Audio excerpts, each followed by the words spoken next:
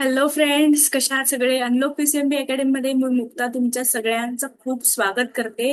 आज खूप महत्वाची अपडेट मी तुमच्यापर्यंत घेऊन आलेली आहे. तर अपडेट तुम्हाला स्क्रीनवरती दिसत असेल. महाराष्ट्र बोर्ड 11th आणि 12th MST CET 2027 ला आपण टार्गेट करतोय अनलॉक पीसीएमबी अकॅडमीच्या माध्यमातून. आणि तो पूर्ण टार्गेट जो आहे आपला, तो कशा पद्धतीने असणार आहे, स्मार्ट स्टडी कशी करायची आहे.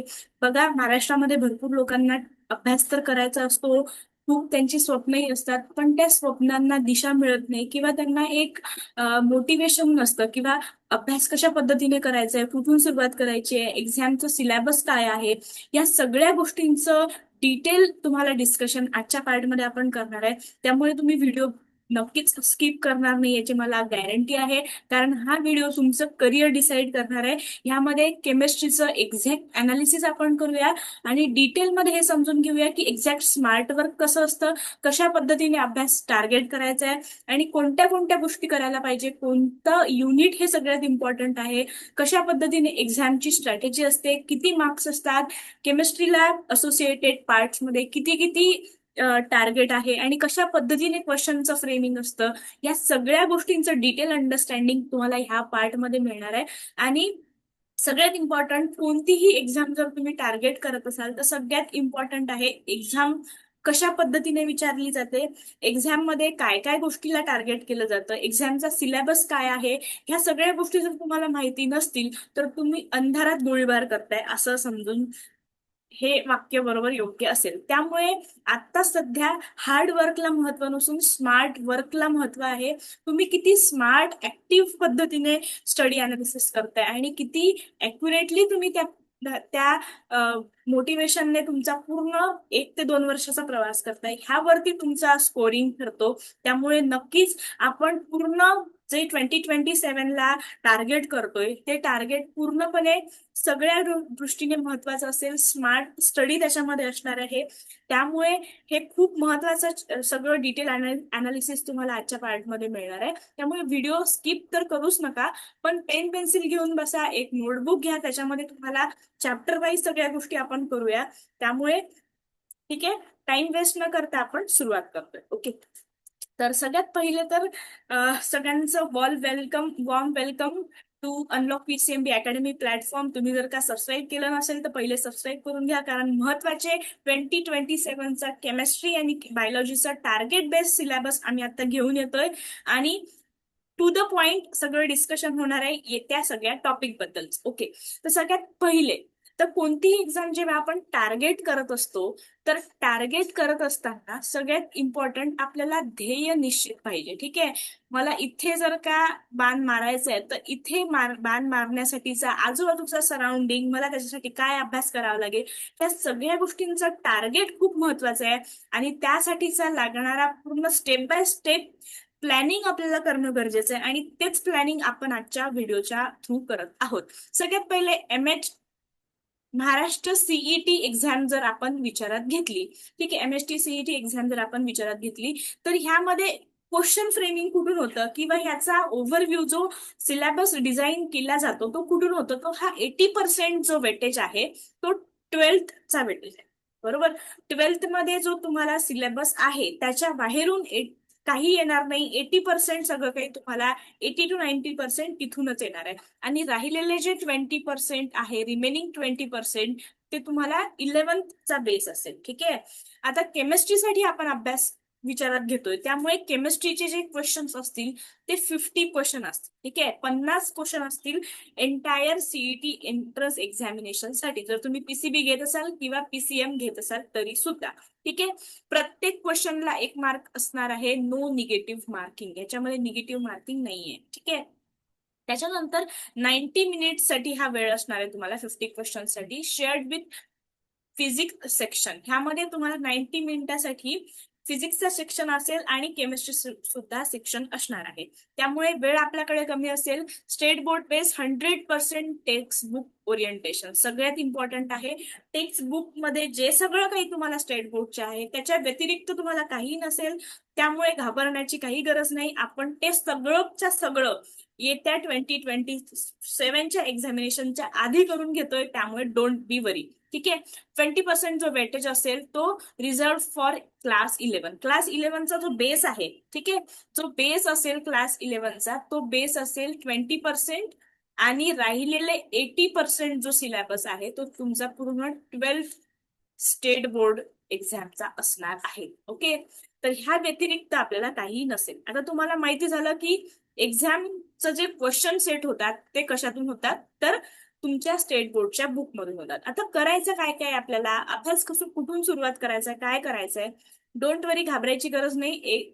स्टेप बाय स्टेप आपण जाणार आहे. बघा, जर तुम्हाला पहिल्या पायरीवरून डायरेक्टली कोणी 10व्या पायरीवर जा म्हटलं तर डेफिनेटली आपला पाय हात मोडणार आहे किंवा काहीतरी ऍक्सिडेंट आपल्यासमोर होईल. तर सेम जर तुम्हाला डायरेक्टली मी म्हटलं क्वेश्चन सॉल्व्ह करा, तर आपल्याला नाही करता येणार. त्यामुळे स्टेप वाईजच आपल्याला जायचं आहे आणि त्याच्यासाठी आपल्याकडे 1 ते 2 वर्षाचा वेळ आहे. जर तुम्ही 11चे स्टुडंट असाल तर तुमच्याकडे 2 वर्षाचा वेळ आहे, आणि जर तुम्ही 12ला जरी असाल तरी घाबरायची गरज नाही, 1 वर्षाचा वेळ आपल्याकडे आहे. त्यामुळे ह्यामध्ये काय काय करायचंय ते बघूया. ही स्लाइड खूप इम्पॉर्टंट आहे, कारण ह्या स्लाइडला जर तुम्ही बघितलं आणि एवढे जरी क्वेश्चन केले तर 15 to 18 मार्क तुम्ही इथे तुमचे सिक्युअर करणार आहे. त्यामुळे 15 टू पी ब्लॉक एलिमेंट जो इनऑर्गॅनिक केमिस्ट्री मधला पार्ट आहे त्याचे 4 ते 5 क्वेश्चन्स विचारला जातातच. ओके. थर्मोडायनेमिक्स खूप इम्पॉर्टंट आहे. फिजिकल केमिस्ट्री मधला 4 क्वेश्चन डेफिनेटली येतात. जर तुम्ही प्रिव्हियस इयर PYQs बघितले तर तुम्हाला लक्षात येईल. एल्डिहाइड अँड कीटोन्स 3 क्वेश्चन विचारले जातात. केमिकल कायनेटिक्स 3 ते 4 क्वेश्चन विचारले जातात. इलेक्ट्रोकेमिस्ट्री डेफिनेटली 3 ते 4 क्वेश्चन विचारले जातात. म्हणजे फॉर शुअर इथून जर का तुम्ही एवढे टॉपिक जरी प्रिपेअर केले तर 15 ते 18 मार्क तुमचे इथे कव्हर होतात. पण आपल्याला एवढेच मार्क कव्हर नाही करायचे, ह्या सोबतच आपण भरपूर सगळे मार्क कव्हर करतोय.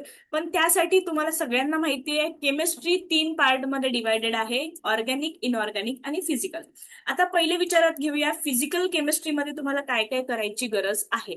स्मार्ट वर्क मध्ये सगळ्यात जास्त महत्वाचं हेच असतं की सपोज एक एक्झाम्पल तुम्हाला सांगते स्मार्ट वर्कचं.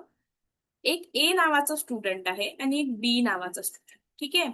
ए नावाचा स्टुडंट सकाळी 11 पासनं ते रात्री 11 पर्यंत अभ्यास करतो. ठीक आहे. बी स्टुडंट सकाळी 8 ते 10 अभ्यास करतो मॉर्निंग, आणि इव्हनिंग तो अभ्यास करतो 8 ते 10. म्हणजे हा जवळजवळ 2 तास सकाळी आणि 2 तास संध्याकाळी अभ्यास करतो. ठीक आहे. हा 11 ते 11 अभ्यास करतो, म्हणजे हा जवळजवळ 12 तास अभ्यास करतो. पण हा विदाउट स्मार्ट स्टडी फक्त वाचत राहतो, याचं कुठेही कॉन्सन्ट्रेशन नाहीये, पण अभ्यास दिवसभर करत असतो. पण हा सगळ्या ऍक्टिव्हिटी करतो, गेम करतो, बाहेर जातो, मित्रांसोबत खेळतो, त्याच्यानंतर फक्त सकाळी 2 तास आणि संध्याकाळी. पण याचा अभ्यास म्हणजे हा पहिले क्वेश्चन पेपर बघतो, सिलेबस बघतो, सगळ्या गोष्टीचं डिस्कशन करून मग तो अभ्यासाला जातो. त्याने क्वेश्चन सेट करणाऱ्याचा माइंडसेट पूर्ण समजून घेतलेला आहे की क्वेश्चन कशा पद्धतीने विचारले जातात, आणि सिलेबस जो सेट करतो किंवा क्वेश्चन सेट करतो त्याला कोणत्या क्वेश्चन वरून काय काय गोष्टींची अपेक्षा आहे त्याच गोष्टी तो डिटेलमध्ये वाचतो. त्यामुळे हा चांगले मार्क, गुड स्कोर घेतो. ठीक आहे. आणि हा लो स्कोअर घेतो. तर इथे तुम्हाला डिसाईड करायचं आहे की you want to become A student or B student. So if you are the smart student, definitely you can choose the B kind of category, right? तर आता इथे तुमची परीक्षा असणार आहे. कोणत्याही एंट्रन्स एक्झामिनेशन मध्ये फक्त तुमचा एक्झाम पॉइंट ऑफ व्ह्यू पकडला जात नाही, तर तुमचं माइंडसेट पकडलं जातं. तुम्ही कशा पद्धतीने तुमचा थिंकिंग ॲबिलिटी आहे, कशा पद्धतीने तुम्ही स्मार्ट वर्क करता, ह्या सगळ्या गोष्टींची तुमची परीक्षा असते. त्यामुळे आता स्मार्ट वर्क करून आपल्याला चालणार नाहीये, कारण सिलेबस किंवा क्वेश्चनचा जो लेवल आहे तो डे बाय डे इन्क्रीज होतोय, कारण मुलांची संख्या सुद्धा तेवढीच आहे. त्यामुळे डेफिनेटली स्मार्ट वर्क शिवाय आपल्याला पर्याय नाहीये. म्हणून तुम्हाला पहिले पूर्ण अनालिसिस करावं लागेल, मग अभ्यासाला सुरुवात करायला लागणार आहे. सो डोंट वरी, ह्या सेशन मधून आपण तेच डिस्कस करतोय आणि येणाऱ्या सगळ्या लेक्चर्स मध्ये सुद्धा आपण तशाच पद्धतीने तुमच्याकडून अभ्यास करून घेतो. येस.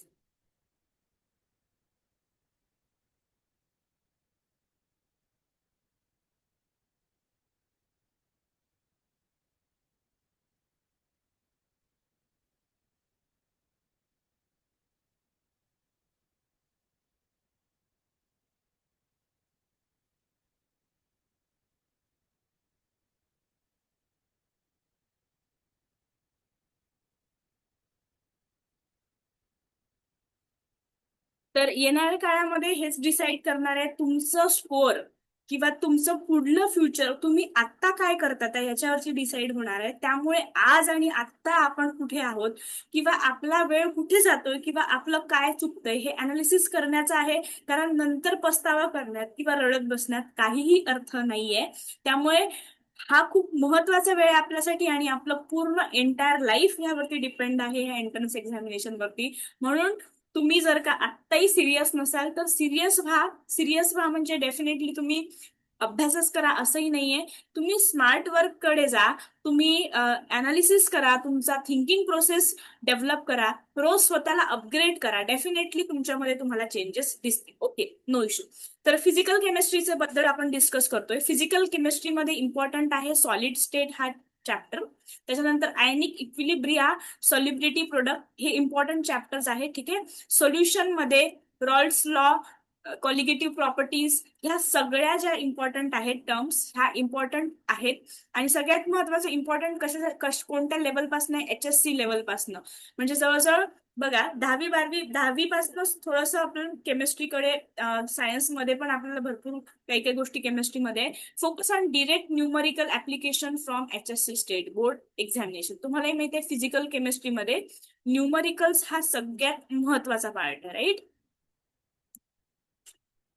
त्यामुळे न्यूमरिकल्स जर तुम्ही केली तर एक न्यूमरिकल जर तुम्हाला समजलं तर त्याच्या सारखे अनेक जे न्यूमरिकल्स आहेत तुम्ही करू शकता. त्यामुळे डेफिनेटली हा पार्ट आपल्याला मिस नाही करायचा आहे. फिजिकल केमिस्ट्री हा सगळ्यात इम्पॉर्टंट पार्ट आहे आणि मॅथमॅटिकल टर्म्सच इथे युज होणार आहे. जर तुम्हाला थोडंही मॅथमॅटिक्सचं बेसिक अंडरस्टँडिंग असलं मॅथ्सचा तर तुम्ही डेफिनेटली हा पार्ट चांगला कव्हर करू शकताय. तर जे इम्पॉर्टंट टॉपिक आहे ते आपण आपल्या चॅनलच्या माध्यमातून पहिलेच कव्हर करणार आहे जेणेकरून तुम्ही तुमचे मॅक्झिमम स्कोरिंग इथून कव्हर करू शकाल. ठीक आहे. फिजिकल केमिस्ट्रीचा पार्ट तर झाला. आता इनऑर्गॅनिक केमिस्ट्री हा पण सगळ्यात इम्पॉर्टंट आहे. इनऑर्गॅनिक केमिस्ट्रीमध्ये रट्टा मारायचीच थोडी गरज आहे. बाकी तुम्हाला वेळेवर असं थिंकिंग करायची काही गरज नाही. एकदा तुम्ही पाठ केलं किंवा एकदा तुम्ही ट्रिक्स नुसार लर्न केलं, पाठ केलं म्हणजे भूकंपट्टी करायची गरज मुळीच नाहीये. एकदा जर तुम्ही काहीतरी ट्रिक्स वापरून काहीतरी फन ऍक्टिव्हिटी करून जर तुम्ही एकदा सगळ्या गोष्टी लर्न केल्या, पिरियडिक टेबल लर्न केला की डेफिनेटली इथून तुमचा स्कोअर चांगला होणार आहे. तर हा आहे स्कोरिंग पार्ट. ठीक आहे. हा स्कोरिंग वाढवणारा पार्ट आहे. तर ह्याच्यामध्ये सगळ्यात इम्पॉर्टंट आहे पी ब्लॉक. ठीक आहे. आपण पिरियडिक टेबल ही सिरीज सुरू केलेली आहे आपल्या चॅनलवरती. तर त्याच्यामध्ये पी ब्लॉक बद्दलही आपण आता डिस्कस करूया. पण बेसिक आपण बऱ्यापैकी घेतलेला आहे. पी ब्लॉक्स मध्ये ऑक्झो ऍसिड्स अँड स्ट्रक्चर इम्पॉर्टंट आहे आपल्या एंट्रन्स एक्झामिनेशनसाठी. डी आणि एफ ब्लॉक इम्पॉर्टंट आहे. कलर आणि मॅग्नेटिझम इथून त्याच्यात भरपूर क्वेश्चन्स येतात. कोऑर्डिनेशन केमिस्ट्री इनऑर्गॅनिक केमिस्ट्रीचा हार्ट आपण म्हणू शकतो. त्याच्यामध्ये आयुपॅक, नॉमेनक्लेचर आणि आयसोमेरिझम. जनरल IUPAC नॉमेनक्लेचर बद्दलचं पहिला पार्टचा व्हिडिओ आपण आता लवकरच अपलोड करतोय. तर कोऑर्डिनेशनचे IUPAC नॉमेनक्लेचर जरा वेगळे असतात. ते पण आपण येणाऱ्या सिरीजमध्ये डिस्कस करणार आहोतच. लॅन्थनाइट सिरीज इम्पॉर्टंट आहे. त्याच्यामधले कॉन्ट्रॅक्शन आणि युजेस ह्यामधून क्वेश्चन विचारले जातात. इथून तुमचे जवळजवळ 4 to 5 क्वेश्चन्स कव्हर होतात इनऑर्गॅनिक मध्ये, राईट. ह्या चॅप्टर मधनं. ठीक आहे. कमीत कमी म्हणते, ह्याच्यापेक्षा जास्तच विचारले जाणार आहे पण कमीत कमी. आणि जे आपण आज डिस्कस करतोय ना तो पूर्ण ब्रीफ सिलेबस आपण आपल्या चॅनलवरती सगळं 2027च्या येणाऱ्या एक्झामिनेशनच्या पहिले कव्हर करून तुम्हाला टेस्ट सुद्धा किंवा कॉन्टेंट सुद्धा आम्हीच प्रोव्हाइड करणार आहे. सो डोंट वरी. फक्त जे आम्ही शिकवतोय त्याच्यावरती तुम्ही फोकस करा आणि तुमचा अभ्यास करत राहा. ठीक आहे. ऑर्गॅनिक मधले काय काय इम्पॉर्टंट टॉपिक आहेत ते आपण डिस्कस करूया. ऑर्गॅनिक मध्ये सगळ्यात इम्पॉर्टंट आहे नेम रिॲक्शन. सगळ्या 12th मध्ये असेल त्यांना माहितीये वेल नोन एक्झाम जी रिॲक्शन आहे अल्डॉल कंडेन्सेशन, कॅनिझारो, सँडमेअर ह्या पद्धतीच्या नेम रिॲक्शन इम्पॉर्टंट आहे. इथून 2 ते 3 मार्काचं क्वेश्चन तुमचं कव्हर होतं. SN1 SN2 व्ही इम्पॉर्टंट आहे, नोट करून ठेवू शकता. आयडेंटिफिकेशन, भरपूर सगळ्या टेस्ट असतात, टॉलरन्स टेस्ट, ल्युकॅस टेस्ट, ह्या पद्धतीच्या टेस्ट सुद्धा ह्याच्यावरती बेस सुद्धा क्वेश्चन येऊ शकतो. सो हे काही काही क्वेश्चन असे आहेत ते तुम्हाला प्रत्येक, जर तुम्ही कोणत्याही इयरचा क्वेश्चन पेपर काढून बघितला तर तुम्हाला ते दिसतीलच. त्यामुळे हे क्वेश्चन आपल्याला सोडायचे नाहीये. आणि tip, memorise reagent and their functions. Reagents आपल्याला पाठ करायचे, सोपं आहे, खूप कठीण नाहीये. आणि त्याच्यावर तुम्ही लर्न एकदा केलं की तुम्ही इथून 4 to 5 मार्क्स कव्हर करू शकता डेफिनेटली. त्यामुळे हेही काही कठीण हार्ड असं काही नाहीये. एकदा जर तुम्हाला लिंक लागली रिॲक्शन्सची, तुम्हाला मेकॅनिझम समजायला लागले, रिॲक्शनचं प्रोडक्ट काढता आलं, तर डेफिनेटली हा तुमच्यासाठी इंटरेस्टिंग पार्ट होणार आहे. ओके, तर इनऑर्गॅनिक, फिजिकल आणि ऑर्गॅनिक हे सगळं आपण डिस्कस केलं. आता क्लास 11चं काय थोडंसं महत्वाचं आहे बेसिक, जे आपण म्हटलंय की 20% जे तुम्हाला क्वेश्चन येणार ते 11च्या स्टँडर्ड बुक मधनं येणार आहे केमिस्ट्रीच्या, राईट. तर त्याच्यासाठी आपल्याला काय करावं लागेल, फिजिकल अँड जनरल मध्ये तुम्हाला सम बेसिक कॉन्सेप्ट वाचायची गरज आहे. स्ट्रक्चर ऑफ ॲटम, जे आपण आपल्या चॅनलवरती ऑलरेडी कव्हर केलेलं आहे. केमिकल बॉन्डिंग आपण करत आहोत, chemical bonding cover, states of matter, redox reaction, हे सगळंच्या सगळं आपण डिटेलमध्ये घेणार आहे. डोंट बी वरी. त्याच्यानंतर ऑर्गॅनिक आणि इनऑर्गॅनिक मधले ग्रुप 1 and 2 एलिमेंट आपल्याला विचारू शकतात, जे 20% मध्ये येणार. ऍब्झॉर्प्शन अँड कोलॉइड्स येणार, बेसिक प्रिन्सिपल ऑफ ऑर्गॅनिक आणि हायड्रोकार्बन्स, याच्याबद्दल तुम्हाला क्वेश्चन येऊ शकतात. आता हे जे मी तुम्हाला पीपीटी एक्सप्लेन करून दाखवते, हे काही रँडम उचलून तुमच्या पुढे मी डिस्कस करत नाहीये. हा अभ्यास करून प्रॉपर PYQचं जे अनालिसिस करून तुमच्या समोर मी डिस्कस करते. त्यामुळे तुम्हाला त्याच्यावर वेळ घालवायची गरज नाही. तुम्ही जर का PYQ 2-3 इयर्सचे बघितले तर तुम्हाला ह्या टॉपिक मधूनच क्वेश्चन येणार, दुसरा कुठूनही येणार नाही. Please note this point. सिलेबसच्या बाहेरचे क्वेश्चन्स येणार नाही. फक्त सिलेबस, तुम्हाला कॉन्सेप्ट समजून घेणं गरजेचं आहे. एकदा का सिलेबस मधले कॉन्सेप्ट तुम्हाला समजले आणि तुम्ही PYQ ची प्रॅक्टिस जर का केली, प्रॅक्टिस मेक्स मॅन परफेक्ट, हा फंडा इथे डेफिनेटली यूज होतो. तुम्ही प्रॅक्टिस नाही केली आणि तुम्हाला थिअरी पार्ट कितीही माहित असला तर तुम्ही कोणत्याही एक्झामिनेशनचा स्कोअर करू शकत नाही, तो डाऊनच येईल. जर तुम्हाला वाढवायचा असेल स्कोअर तर PYQ practice is very important. कारण ह्याच्यामध्ये टाइमचं अॅनॉलॉजी आहे. टाइम, तुम्हाला लिमिटेड टाइम असल्यामुळे तेवढ्या टाइम मध्ये तुमचा ब्रेन पूर्णपणे ऍक्टिव्ह असणं आणि त्याला क्वेश्चन समजणं, कारण भरपूर लोकांना क्वेश्चनच समजत नाही. क्वेश्चन समजला नाही तर तुम्ही आन्सर करू शकत नाही. स्ट्रॅटेजी काय आहे, don't spend more than 1 week on class 11 syllabus. बघा, क्लास 11 20%च विचारलं जाणार आहे, म्हणून त्याला 3-4 महिने देण्याची काही गरज नाहीये. जेवढे इम्पॉर्टंट टॉपिक आहेत तेवढेच तुम्हाला इथे देणं गरजेचे आहे. आणि त्याच्यासाठी क्लास 11चे हे टॉपिक करायचे आणि त्याच्यातले PYQ प्रॅक्टिस करायचे, प्रॅक्टिस करत राहायचे, बस. त्याच्यावरती काही करायची गरज नाहीये.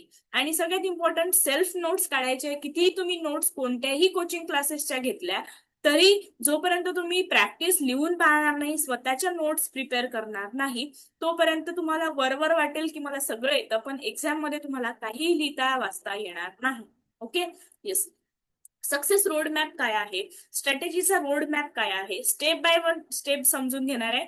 आणि हे सगळ्यात पहिले तर तुम्ही हा रोड मॅप स्वतःच्या बुकमध्ये लिहून ठेवा, हे टार्गेट लिहून ठेवा. फेज 1 मध्ये आपल्याला text book line to line वाचायचं आहे. हे कोणीच सांगणार नाही तुम्हाला, कोणतेही टीचर तुम्हाला हे सांगणार नाही, पण सगळ्यात इम्पॉर्टंट आहे हे की बुक रीड करणे. ह्यामुळे काय होतं की तुम्हाला प्रत्येक गोष्टीचे नावं समजतात, तुमच्या डोळ्याखालून प्रत्येक गोष्टी जातात. त्यामुळे एक तुमच्या माइंडला सवय होते आणि तुम्हाला कोणती गोष्ट नवीन वाटत नाही.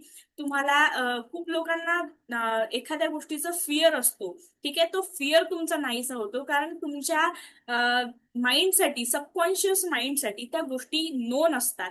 त्यामुळे reading is very very important. Phase 2 chapter wise MCQ आणि प्रॅक्टिस करणं खूप जास्त गरजेचं आहे. चॅप्टरचं सगळ्यात पहिले काय केलं, चॅप्टर वाचला, ठीक आहे, रीड केला, त्याच्यानंतर कॉन्सेप्ट समजून घेतले, हा सेकंड पार्ट. त्यानंतर कॉन्सेप्टवरचे MCQ बघितले आणि प्रॅक्टिस केले, मग तुमचा कॉन्फिडन्स ऑटोमॅटिकली वाढणार आणि अशा पद्धतीने तुम्ही एक एक टॉपिक प्रिपेअर करत जाणार. ठीक आहे, सॉल्व्ह मग एकदा तुम्ही कॉन्सेप्ट पूर्ण केले की त्या कॉन्सेप्टवरचे 21 ते 26 पर्यंतचे सगळे वर्षाचे PYQ सॉल्व्ह करणं खूप गरजेचे आहे, सगळ्या शिफ्ट मधले, सकाळ दुपार संध्याकाळ. आणि मग प्रत्येक टॉपिक असा 1 बाय 1, 1, 2, 3, 4, 5, 6 असे टॉपिक प्रिपेअर करत गेल्यानंतर मग फुल लेंथ मॉक टेस्ट आणि रिव्हिजन करणं हा खूप महत्वाचा रोडमॅप आहे. रोडमॅप खूप सिंपल आहे बघा. जर तुम्हाला कोणत्याही एंट्रन्स एक्झाम मध्ये सक्सेस पाहिजे असेल तर सिलेबस पहिल्यांदा बघणे, सिलेबस नंतर त्या सिलेबसच्या नुसार कोणते टॉपिक महत्वाचे आहेत ते चूज करणे, त्यानंतर स्वतःच्या सेल्फ नोट्स डिझाईन करणे. थर्ड आहे सेल्फ नोट्स काढल्यानंतर आपण इथे समजून घेऊ.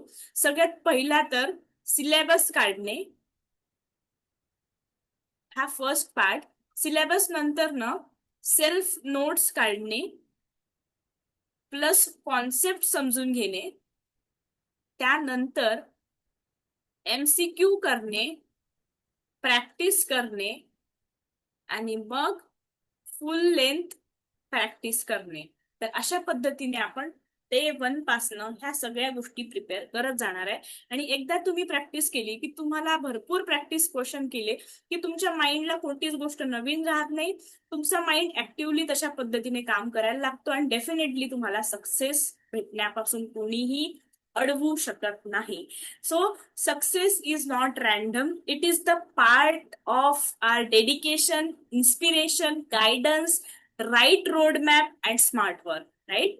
तर हे सगळं आपल्याला लक्षात ठेवायचं आहे आणि अशाच पद्धतीने काम करायचं आहे. तुम्हाला येत्या एक्झामिनेशनसाठी काही मनात भीती असेल, शंका असेल तर डेफिनेटली कमेंटचा वापर करून आम्हाला क्वेश्चन विचारायला विसरू नका. आणि सबस्क्राईब करून ठेवा. आपल्या येणाऱ्या नवीन सगळ्या गोष्टी आपल्या चॅनलवरती येत राहणार आहेत. आम्ही तुम्हाला वेळोवेळी गायडन्स करणारच आहे, त्यामुळे काही किंवा चिंता किंवा टेन्शन घ्यायची काही गरज नाही. तर आम्ही तुमच्या बरोबर आहोतच. डेफिनेटली तुम्ही तुमचा सपोर्ट द्या. आम्ही तुमचा सपोर्ट आमच्यासाठी एक मोटिवेशन असतं, त्यामुळे अजून चांगला कॉन्टेंट, अजून चांगल्या पद्धतीने प्रिपेअर करून आम्ही तुमच्या बरोबर येऊ. डेफिनेटली कॉन्सेप्ट सहित, PYQ सहित, विथ डिटेल एक्सप्लेनेशन आणि तुमचे काही डाऊट असतील त्या सगळ्या सहित आपण वर्षभर अभ्यास करणार आहोतच.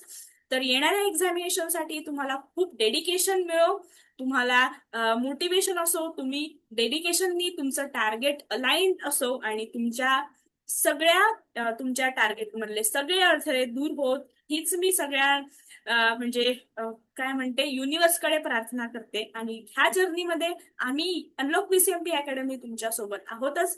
तर हा व्हिडिओ तुमच्या सगळ्या मित्रमैत्रिणींबरोबर जे एक्झामला जाणार आहेत, टार्गेट आहे त्यांचं, जे खरंच अभ्यासू आहेत किंवा जे जे कुठेतरी डिमोटिवेटेड आहे त्या सगळ्यांपर्यंत शेअर करा. आणि सगळ्यांचा फायदा झाला तर डेफिनेटली तुमचाही फायदा होणारच आहे.